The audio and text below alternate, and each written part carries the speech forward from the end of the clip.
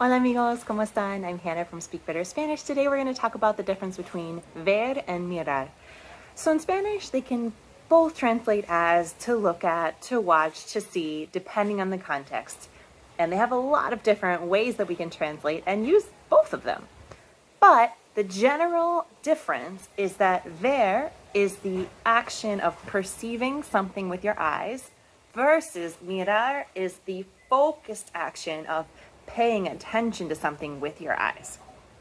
So, for example, we can ver la televisión and we can also mirar la televisión.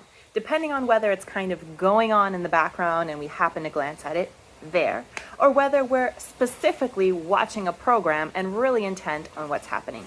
And that same type of comparison applies in a lot of other scenarios.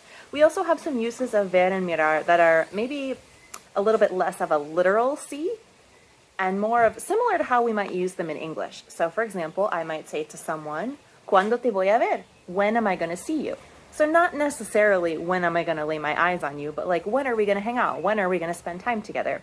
And similarly with mirar, there are a lot of different scenarios where we can use both of them, but just remember the general difference of mirar being that focused action of focusing our eyes attention on something versus ver being like just something that's kind of going on in the periphery or just in general being picked up but not really putting a lot of attention towards.